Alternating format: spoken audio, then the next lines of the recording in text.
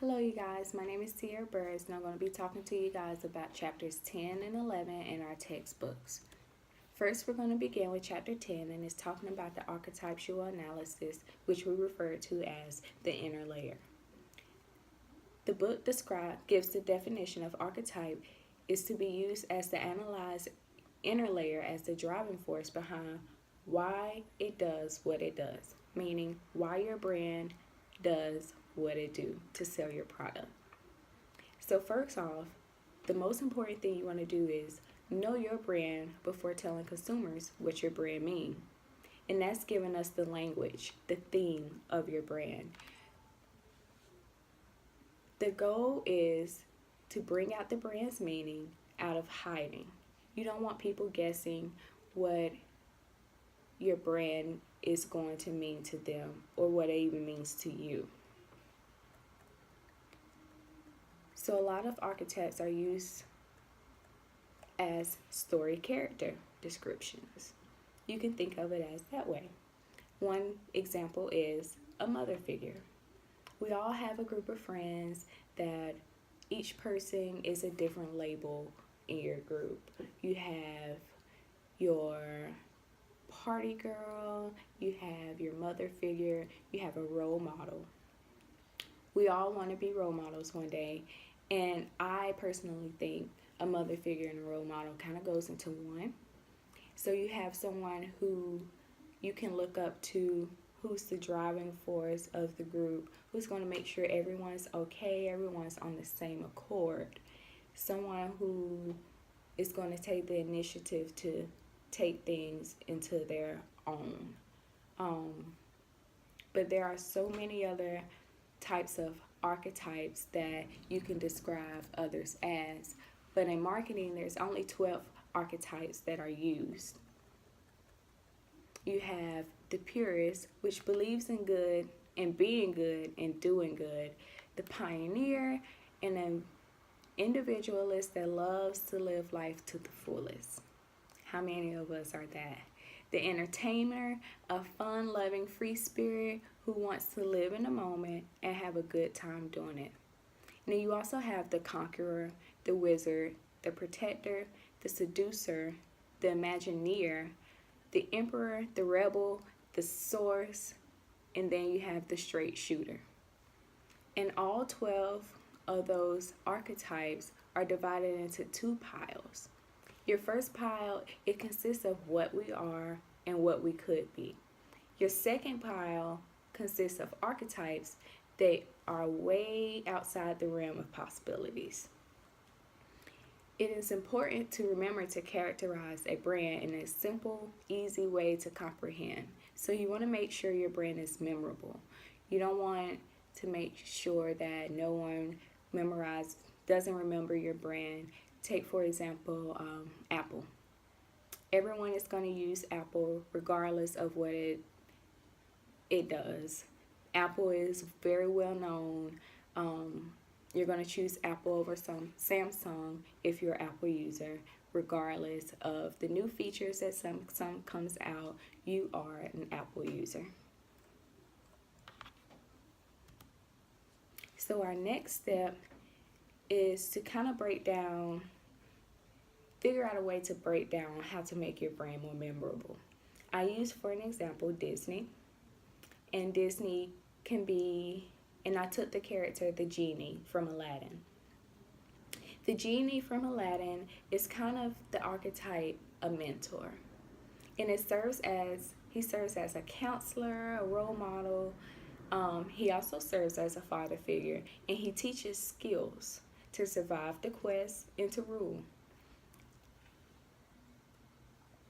Now, I can relate more to the genie because I'm a mentor for middle and high school girls.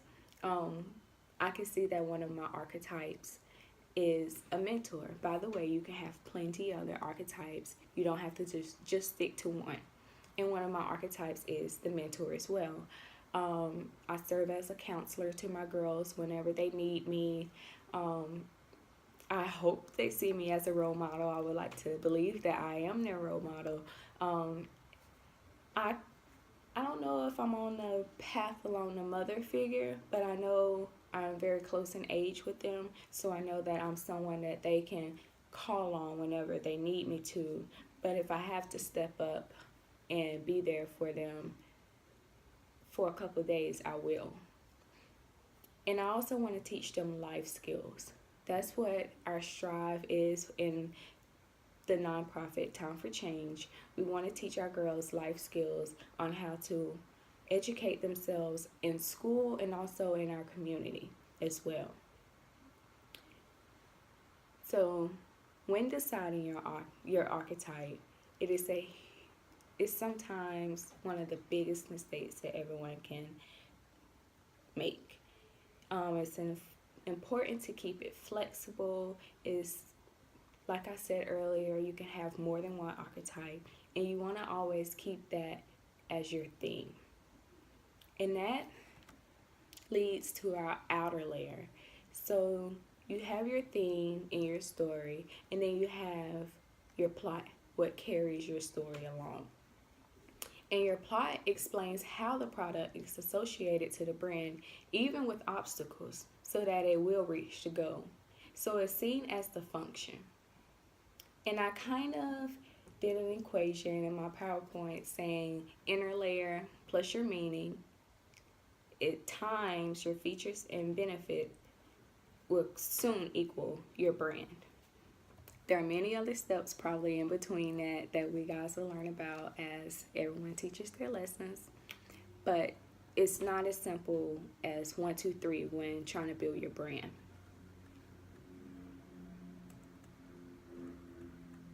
Once you find your inner layer, now you're ready to consider how these values and benefits would manifest through your features and benefits.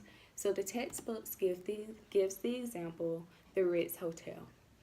Many of us see these hotels and hear about these hotels all around, and they're known as the upscale hotel. So the archetype that is related to the Ritz Hotel would be the king or even the queen for ladies. So it's referred to as successful people that uses elitism and is celebrated there. So the theme of the Ritz Hotel is it is believed that it is for accomplished people who deserve service that goes beyond their ordinary. So the outer layer of the plot of the Ritz Hotel would be the plot. And to keep that success for people who deserve more beyond the ordinary, they take steps in employing 4 people for every guest, allowing employees to spend a certain amount of money to satisfy the guests each month. And the moment you pull up to the moment you leave, you're treated like royalty. You don't have to want for anything. You don't have to think that you don't deserve anything. They want to please you in every way possible. So I related that back to Time for Change, of course, because that is the brand that I am currently working on and I want to strive in. So our theme would be children have a need to grow every day. So our plot would be dedicated to teaching and practicing principles while we're conducting forums, holding monthly meetings, and that can all consist of lifestyle topics, trying to get them ready for college, trying to handle situations out in their community, what's the best way possible that they can grow and become more mature and lead to a better example. So of course, with your brand and your archetypes and your outer layer, the plot of your whole brand that you want to put together, confidence equals a great performance. So you have to have that confidence in that your brand is going to succeed, and know that the outer layer is very supportive. Your brand should be confident on how well you think it's going to grow, how well, if you're marketing a product, how well your product is going to succeed and perform while competing against other brands. So I posed the question of you guys telling me what's your personal archetype and how does your inner and outer layer relate to your brand. Thank you guys for listening, and I can't wait to read your responses.